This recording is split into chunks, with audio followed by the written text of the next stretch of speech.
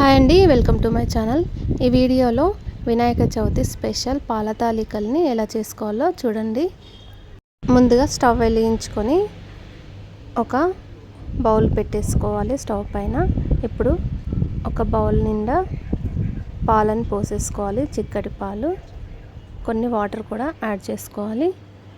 ఈ కప్పుతో తీసుకున్నాను, బెల్లం కూడా ఇదే కప్పుతో తీసుకోవాలి. కొన్ని వాటర్ని కూడా యాడ్ చేసుకొని పాలను మరిగించుకోవాలి.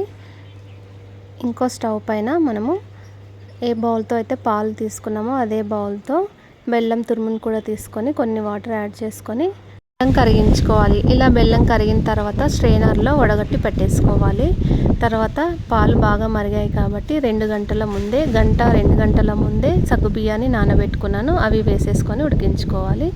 ఇప్పుడు 1 కప్పు బియ్యం పిండి వేసుకొని 1 స్పూన్ షుగర్ వేసుకొని ఇప్పుడు వాటర్తో కానీ పాలతో కానీ పిండిని కలిపేసుకోవాలి. కొన్ని పాలు కానీ వాటర్ కానీ వేసుకుంటూ ముద్దలా కలుపుకోవాలి. ఇలా నేను చూపించిన విధంగా ముద్దలా అవ్వాలి.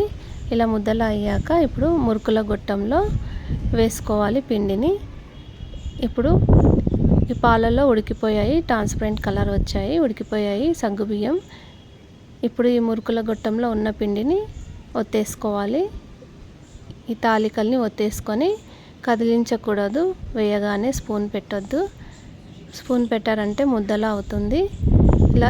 ఇలా కదిలించకుండానే పాలలో ఉడికించుకోవాలి. ఇప్పుడు చిన్న బాల్స్లా బియ్యం పిండితో చేసుకొని వేసుకోవాలి, ఉండ్రాల టైప్లో వేసుకోవాలి. ఇలా కొన్ని చేసుకొని వేసుకున్న తర్వాత 10 నిమిషాలు ఉడికించుకోవాలి. ఇలా ఉడికిన తర్వాత ముందుగానే డ్రై ఫ్రూట్స్ని ఫ్రై చేసి పెట్టుకోవాలి. నెయ్యిలో ఇలా వేసేసుకోవాలి. మన ఇష్టం ఉన్న డ్రై ఫ్రూట్స్ని వేసుకోవాలి. ఇప్పుడు 1 స్పూన్ ఇలాచీ పొడిని కూడా వేసుకోవాలి.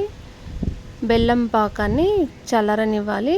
చల్లారిన తర్వాతే వేసుకోవాలి. స్టవ్ ఆఫ్ చేసేసుకొని ఇదంతా చేసుకోవాలి ఉడికిన తర్వాత.